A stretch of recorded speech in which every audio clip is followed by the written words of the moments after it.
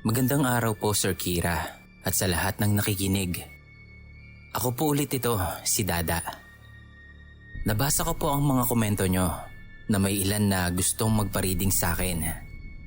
Nasabi ko na rin po kay Sir Kira na hindi po ako agad makakapagbasa ng mga tao dahil busy po ako.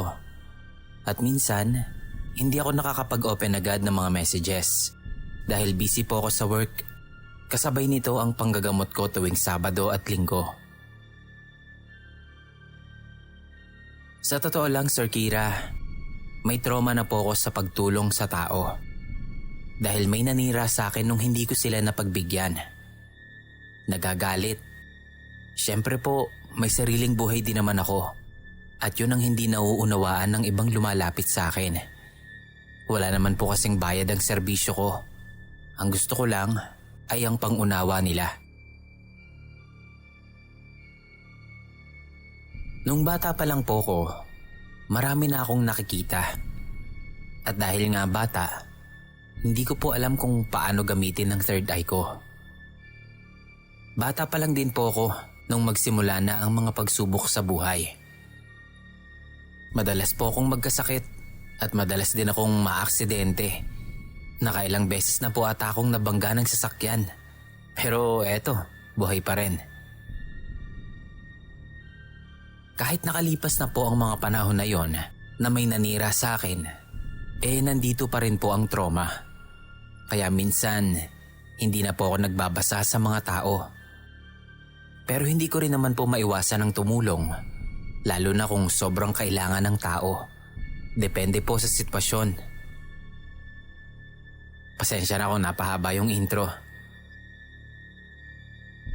Ang kwentong gusto ko pong ibahagi sa inyo ngayon ay tungkol sa aking karanasan noong nag-uumpisa pa lang ako sa larangan bilang isang may third eye.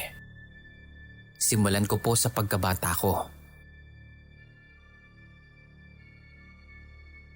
Hindi po naging madali para sa akin ang i-handle ang kakayahan ko nung bata pa ako. Kahit bata pa ako, nagtataka na ako sa sarili ko. Akala ko nga ako lang ang nakakakita ng mga hindi nakikita ng ibang tao. Pero may dalawang pinsan ako na nakakaranas din ng parehong kakayahan ko. Pero mas malala po kasi yung sa akin. Ang una kong nakita ay mga duwende. 3 o 4 sila. Naging kaibigan ko sila noon. Sa bakod kasi namin ay may punso na akala ng tito ko ay mga anay lang. Kaya sinira nila yon. Pagtungtong ko ng high school, nalungkot ako nun dahil nawalan ng bahay yung mga kaibigan ko. Ang mga duwende na yon ang naging kausap at kalaro ko noong bata pa ako. Naaalala ko pa nga na sinasabi ko sa nanay ko na may kaibigan akong nakatira doon. Pero dahil hindi naman nakakakita si mama, inisip niya na imahinasyon ko lang yon. Nung umuwi si Papa galing sa Bahrain, sinabi ko rin sa kanya yung tungkol sa mga kaibigan ko. Pero hindi rin siya naniwala. Kahit sa iba ko pang pinsan, sinabi ko rin yon. Pero dahil nga hindi sila nakakakita, hindi rin nila ako pinaniwalaan. Isinama ko ang pinsan kong tawagin nating si Catherine para patunayan na totoo ang mga sinasabi ko. Naglagay ako ng prutas sa harap ng punso.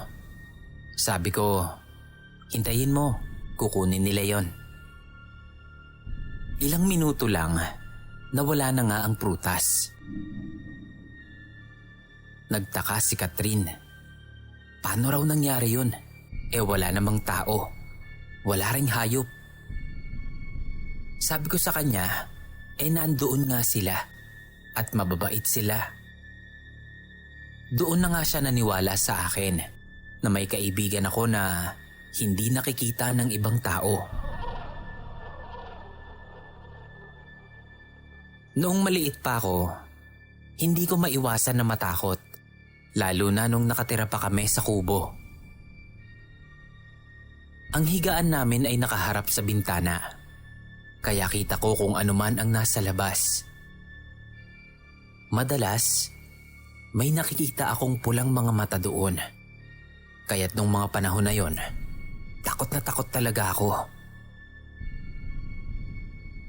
Isang gabi habang si Mama ay nasa bahay pa ng lola ko, dahil tinutulungan ni Mama si Lola sa paglilinis ng bahay niya at ang ate ko naman ay kasama ng lola kong matulog sa bahay niya, ay nakaramdam ako ng sobrang takot. Bigla akong tumakbo papunta sa bahay ng lola ko. Nakalapit bahay lang din naman namin. Galit na galit si Mama sa akin. Bakit ko daw iniwang mag-isa si Rebecca, ang bunso po naming kapatid. Ilang months pa lang kasi siya nun. Pinalo ako ng mama ko at namura pa. Kahit anong paliwanag ang sabihin ko, ayaw niyang makinig. Sinabi niya na hindi totoo yun at iniisip ko lang daw yun. Kaya naman kinabukasan, lumapit ako sa lola ko. Nakiusap ako sa kanya na doon na lang din ako matutulog sa kanila. Nung gabing yon, kahit nasa tabi na ako ni Lola, hindi rin ako mapakali at hindi makatulog. Nakakatawa nga ito, Sir Kira. Kahit katabi ko na si Lola sa higaan, hindi pa rin talaga ako mapakali. Kahit wala naman akong nakikita sa bahay ng lola ko, ramdam ko na maraming nakatitig sa akin. Kaya kahit mainit ang panahon, nakatalukbong ako ng kumot. Naiinis na nga si Lola dahil pinagpapawisan na ako sa kakatalukbong ko, pero gusto ko pa rin na yakapin niya ako. Dahil na nga rin yun sa nararamdaman kong presensya. Sinabi ko pa nga sa lola ko noon, Lola, may nakatingin po sa akin. Yakapin mo ko. pero yung lola ko hindi naniniwala at hindi raw siya makatulog dahil sa akin.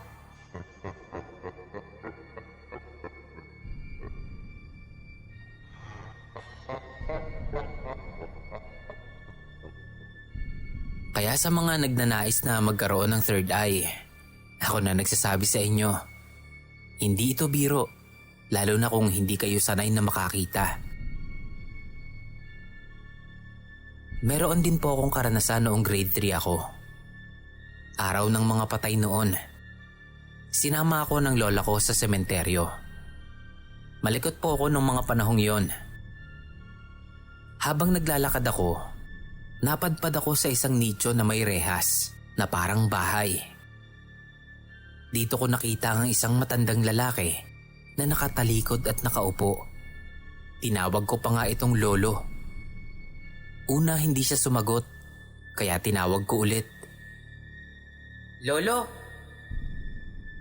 Hindi talaga siya sumasagot. Nung makita kong nakalak ang nicho, sabi ko, Lolo, bakit ka nakakulong dyan? Kawawa ka naman po. Wala kang kasama. Tapos may tumawag sa akin mula sa likod. Tinatanong niya kung anong ginagawa ko. Sumagot ako nang hindi tinitignan yung babae. Sabi ko, kawawa naman po si Lolo, nakakulong. Tinanong ako ng babae, sinong lolo daw? Sabi ko, yung matandang lalaki, yung nakaupo doon sa loob. Pagharap ko doon sa babae, nakita kong 5 pala sila at meron silang hawak na picture frame. At ang laman ng picture frame na yon ay ang larawan ng matandang lalaki na nakikita ko doon sa loob. Sabi ko doon sa babae, Siya po. habang nakaturo doon sa picture na hawak nila. Nagtinginan silang lahat. Tapos ang sabi ng babae, Nako ine, huwag kang magbibiro, hindi maganda yan. Tatay namin yan. Patay na siya. Matagal na.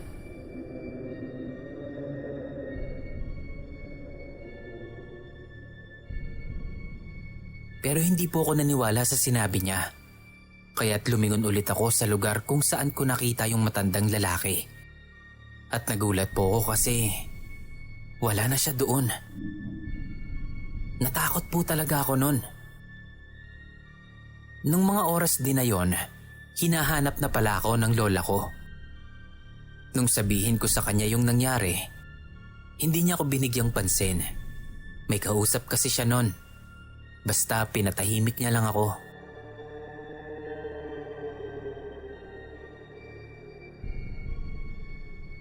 Noong grade 4 ako, dahil walking distance lang ang school namin mula sa bahay, ay naglalakad lang kami ng pinsan kong lalaki pa uwi. Tuwing napapatingin ako sa isang bakanteng bahay, may nakikita ako na hindi nakikita ng iba. Sinasabi ko yon sa mga kaklase ko. Madaldal kasi ako nun.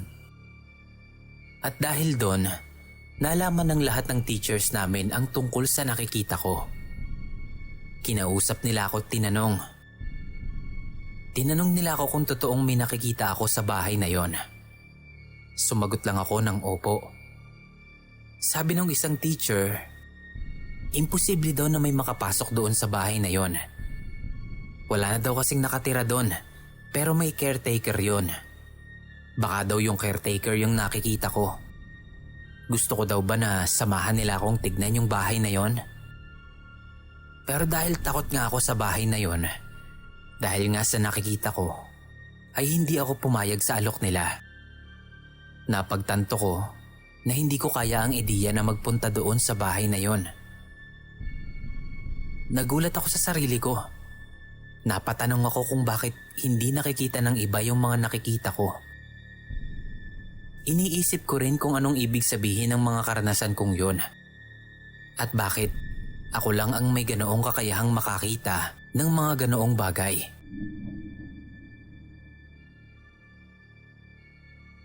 Noong grade 5 naman ako, katabi ko pa rin ang lola ko sa pagtulog.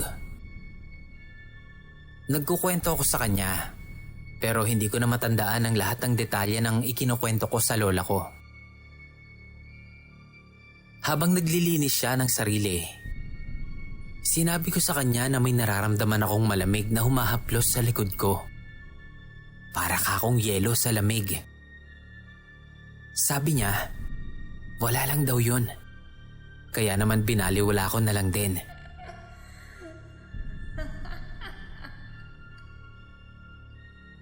Pagtungtong ko ng grade 6, inilipat kami ni Mama sa isang paaralan sa bayan kung saan nagtuturo ang pinsan niya.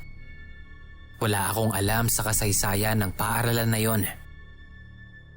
Sa unang mga buwan, ayos naman ang lahat. Ngunit bago magpasko, nakaranas ako ng isang nakakapangilabot na karanasan. Recess time nang mangyari yon. Tahimik lang ako sa isang sulok ng playground nang lumapit sa akin ang isang batang lalaki na nasa edad 6 hanggang 7 taong gulang. Inaya niya akong maglaro. Tapos tumakbo siya. Kaya tumakbo na rin ako. Nakita ko siyang umakyat sa pinakamalaking puno sa playground. Sabi niya, kukuha daw siya ng sampalok. So tinanong ko kung kaya ba niyang umakyat. Oo naman daw. Ang sabi ko na lang, sige, bahala ka. Habang nasa itaas siya ng puno, tinawag ako ng 2 kaklase kong lalaki. Sabi nila, Nandyan ka lang pala. Kung san-san ka namin hinahanap pa. tinanong ko sila kung bakit. Sabi nila, tapos na raw yung recess at wala pa rin ako sa classroom. Lagot daw ako kay ma'am. Nagpanik ako nun at nagtatakbo na kami pabalik ng classroom. Pagpasok ko, tinanong ako ni ma'am kung saan ako galing. Sabi ko, nandun lang ako sa may malaking puno. Sinundan ko kako yung isang batang lalaki na nakipagkilala sa akin. Pero bigla ka akong nawala. Sabi ko umakyat siya ng puno, pero hindi ko siya nakitang bumaba doon. Ang sabi ni ma'am, Ano? Bata ba ka mo? Sumagot lang ako ng opo.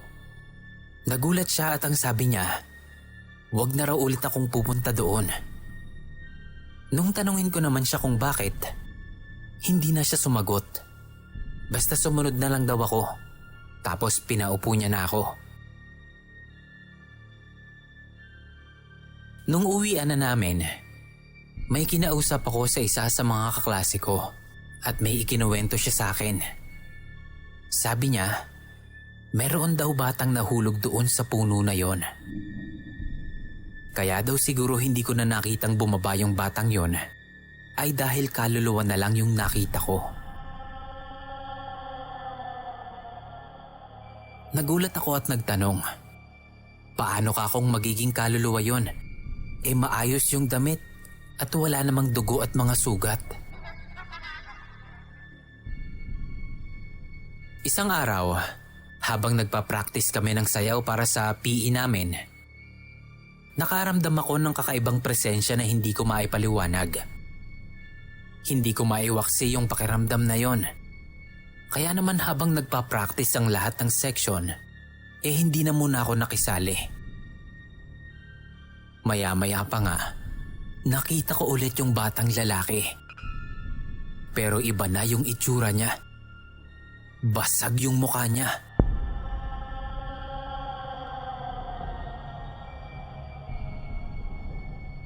Nakisali rin kasi siya noon sa sayaw. Nakipila siya sa kabilang pila.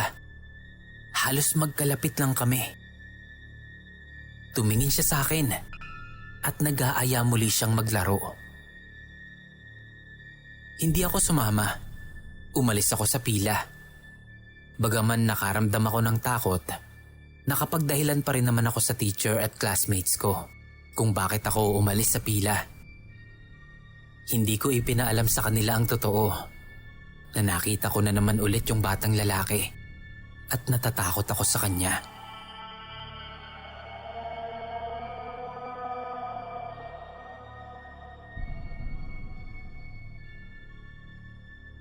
Ilang araw ang nakalipas, nagkaroon ulit ng practice ng sayaw.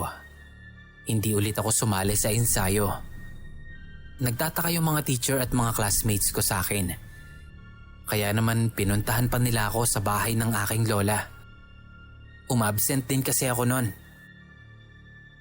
Bagamat napilit ako ng mga kaklase ko at ni mama na sumama na lang ako, kesa mapagalitan at mapalo, nung time na talaga ng mismong event para sa physical fitness namin, hindi ako sumama.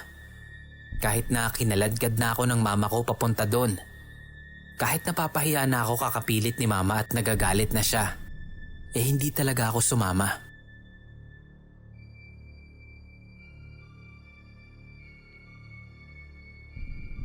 Natapos ang selebrasyon ng Pasko at Bagong Taon. Maayos naman.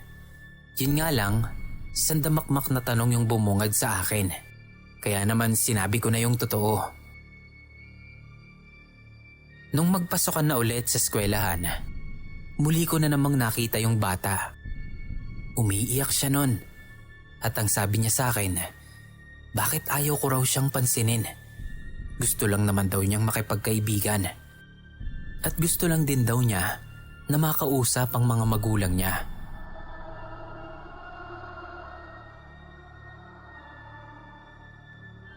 Nung recess namin, sinabi ko sa mga kaklase ko ang nangyari. Inilahad ko sa kanila ang pangyayari. At doon ay sinabi na ang batang yon na nagpapakita sa akin ay matanda pa sa amin kung siya ay nabubuhay pa. Pagka-graduate ko ng kolehiyo, ay nakita ko ulit yung bata dahil may nag-invite sa amin na nag-birthday doon sa school. Nakita ko yung batang kaluluwa. Hanggang ngayon, hindi pa rin siya matahimik.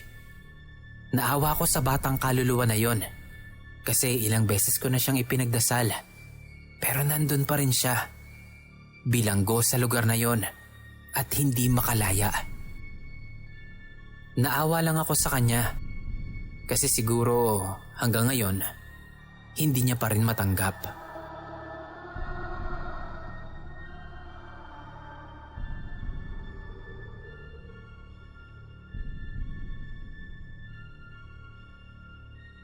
Nung second year high school ako, nangyari sa akin ang isang kakaibang karanasan. Isang araw, may isang matandang lalaki na lumapit sa akin.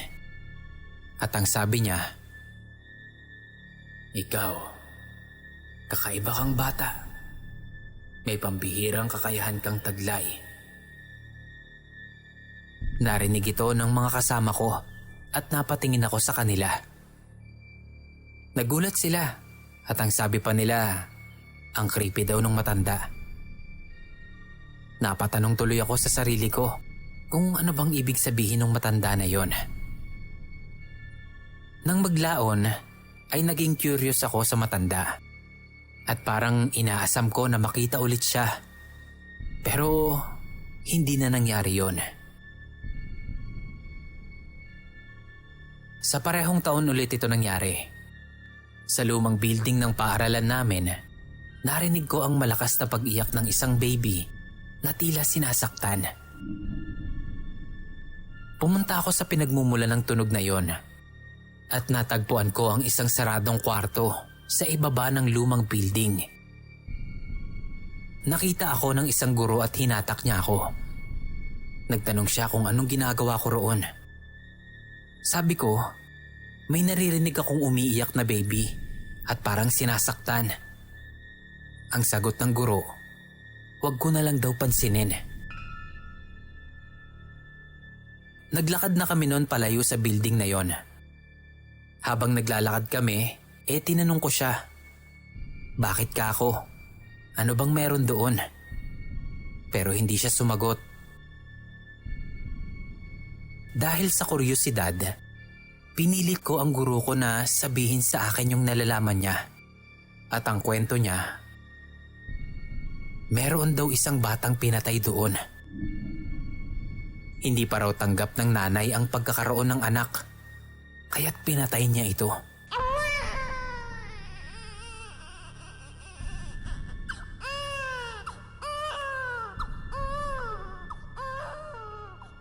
Sabi niya, huwag ko raw ipagkakalat ang kwento na yon. Kinabukasan nun, nagulat na lang ako nang makita ko na puno na ng mga harang na kahoy ang pinto kung saan ko narinig yung pag-iyak ng sanggol. Naisip ko nun na may ganoong nangyayari sa paaralan na yon. Hanggang dito lang po muna, Sir Kira. Pasensya na ulit kung magulo. Kayo na pong bahalang mag-ayos. Kapag na-post to, send ko yung karugtong. Salamat po ulit. Yun. So, mukhang may karugtong pa tong kwento ni Miss Dada. Hindi pa ata tapos. Baka pag nagkaroon ulit siya ng free time, baka maisingit niya ulit. Medyo busy tao kasi yun eh. Pero habang wala pa, isingit ko na lang din muna yung mga nauna na niyang isinend na maiikling kwento. Rara?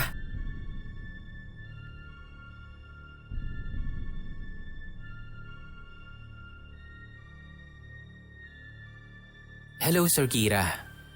Ako ulit ito, si Dada. Naisipan ko na ibahagi ang maikling kwento ko na to sa inyo. Matagal na po itong naikwento sa akin. Pero tandan-tanda ko pa rin. Hindi siya nakakatakot talaga. Pero gusto ko pa rin ma-narrate mo sa channel mo.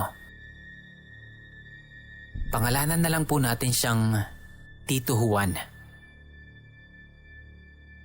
Sa mismong gabi ng Pasko, nagkaroon po kami ng pagkakataon na harap-harapang makipagkwentuhan sa akin ng tito ko. Isang gabi yon, habang nagsasalo-salo kaming pamilya. Naikwento niya sa akin ng isang kakaibang karanasan na ang hirap daw pong paniwalaan. Si Tituan po ay mahilig dumayo ng inuman. Mahilig siya sa mga pagtitipon kasama ang kanyang mga kaibigan. Isang gabi, matapos ang isang masayang salo-salo, nagdesisyon siyang umuwi ng mag-isa. Sa kanyang paglalakad pa uwi, sa tahimik na gabi, nadaanan daw niya ang bahay ng kanyang kumpare. Nagtataka nga daw po siya kasi madaling araw na ay nandoon pa yung kumpare niya sa terrace, nakaupo sa may pasimano. Nakapambahay lang daw ito at naka-all white.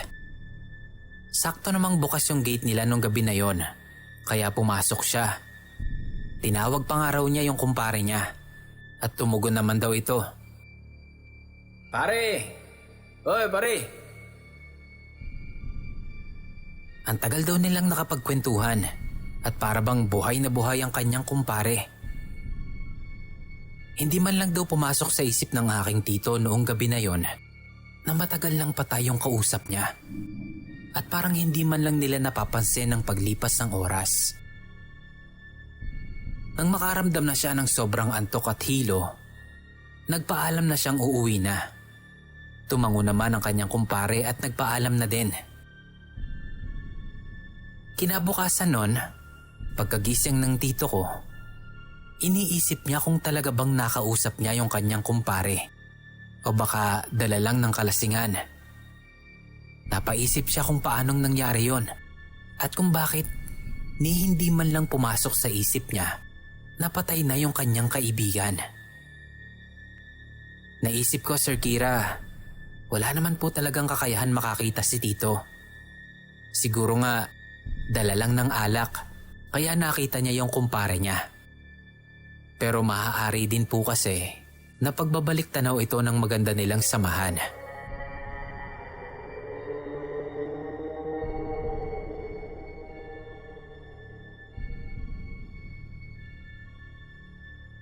Hello, Sir Kira. Salamat po sa pagkukwento ng aking mga tunay na karanasan. Nagpapasalamat po ako sa pagnanarrate ng mga kwento ko na alam kong mahirap paniwalaan para sa karamihan. Gusto ko pong ibahagi sa inyo ngayon ang karanasan namin ng isa kong kaklase noong first year high school kami.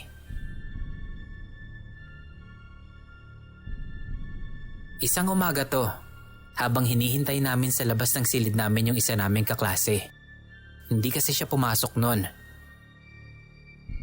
Meron kaming tambayan na hindi gaanong binibisita ng mga tao. Secret tambayan kung tawagin namin. Nung oras na yon, wala naman akong nararamdamang takot o kung anumang kakaiba. Pero napansin ko na yung kaklase ko. Makikita mo kasi sa mukha niya yung pagtataka. Kaya naman tinanong ko siya. Uy, Rona. Anong meron? May problema ba? Ang sagot niya, "Shh! Huwag ka muna magsalita. Naririnig mo ba yun? May umiiyak na baby at kumakantang nanay." Nung una, wala naman akong naririnig. Kaya sabi ko, wala naman eh. Pero sabi ni Rona, Ayan na. Meron. Pakinggan mo kasi. kaya naman tumahimik ulit kaming dalawa at nakiramdam. Doon ko narinig yung tinutukoy ni Rona. Meron ngang babaeng kumakanta. Marahan lang yung pagkanta niya. Alam niyo yung naghehele ng sanggol. Ganun siya. Paulit-ulit lang yung haming niya.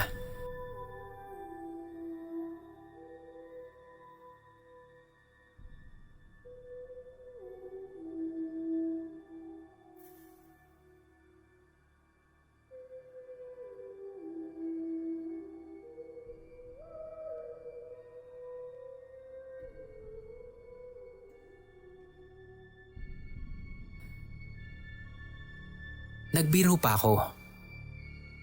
Baka ito yung naririnig natin. Baka ito yung umiiyak at kumakanta. Sabi ko, habang nakaturo sa painting na nasa pader.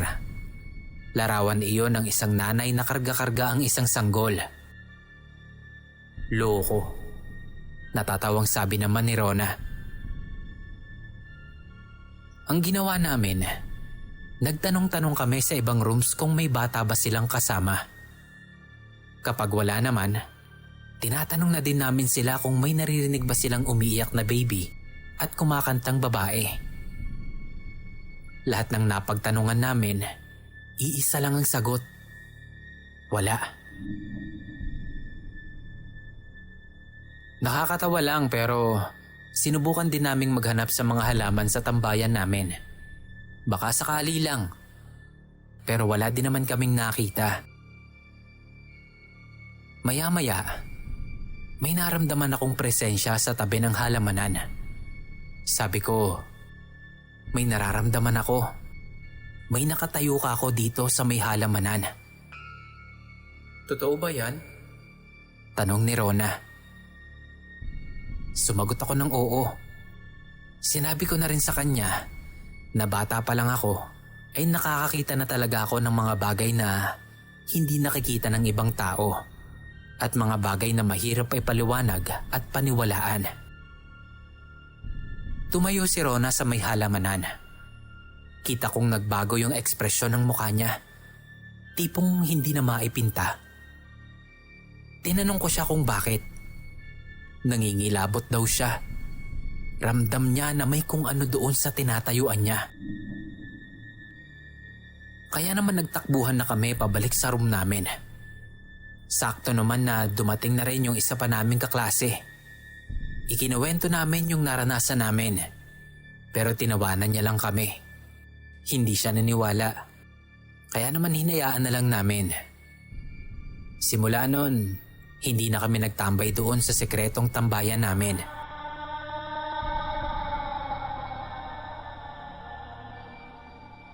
Ito pong mga kwento na ito ay hango sa tunay na buhay, Boss Kira. Wala akong ginaya o pinagkunan at hindi ito katang-isip lamang. Ito po yung time na hindi pa malakas ang third eye ko. Lumakas lang po ito noong mga nasa year 2019 ata, not sure. Hanggang dito na lang po muna ulit. Sana mai-post po ulit ito sa inyong channel. Maraming salamat and God bless us all.